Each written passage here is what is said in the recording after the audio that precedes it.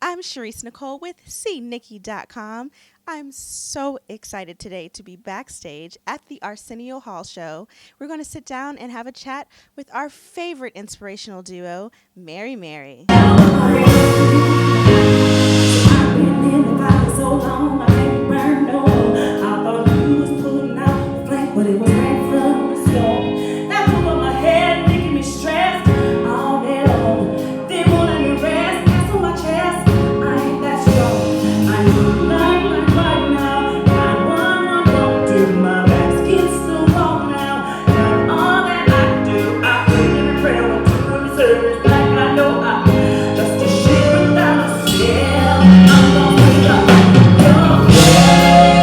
Tell you the honest to God truth. I wish I could have told our story a different way this season.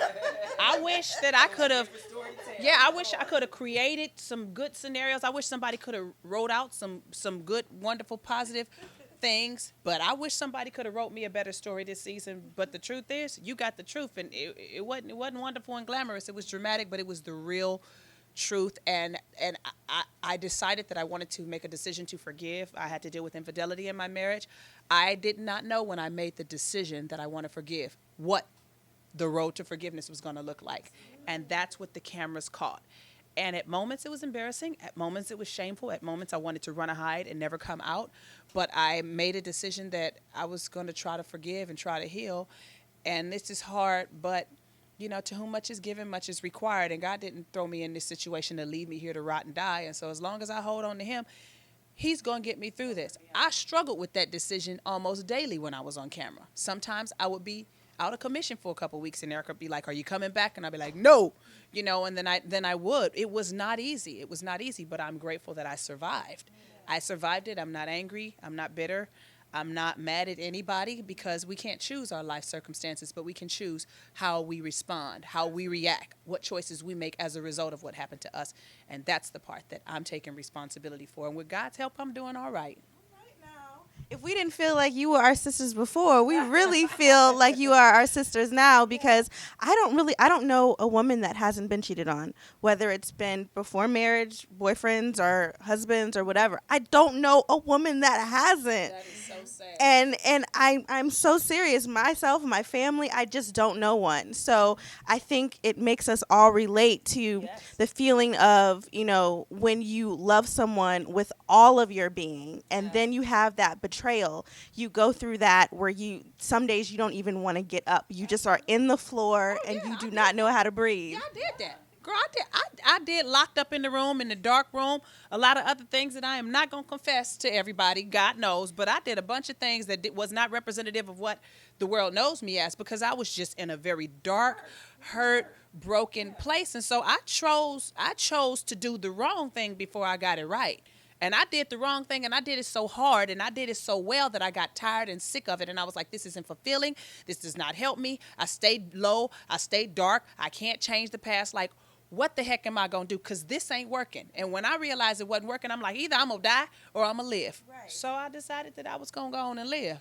And funny, when you want to die and God won't let you die, you want to die, you want to do something crazy, and it just never really pans out. Right. I made some attempts to be as crazy as I could possibly be. Didn't work out. God wanted me to live. Thank the Lord it didn't work out. God wanted me to survive. You when you don't want to be kept. Exactly. So, you know, I'm glad that I was able to survive it. And I'm glad that the cameras caught it, because somebody who's looking at a situation as bad as mine is, they're probably going to think, I'm going to die. I'm going to be jacked up forever. I hate men. I am never going to be no good. Because I thought all these thoughts, and I thought them so hard. And I thought them while the cameras was rolling, but I survived. I'm here today. Again, is life perfect?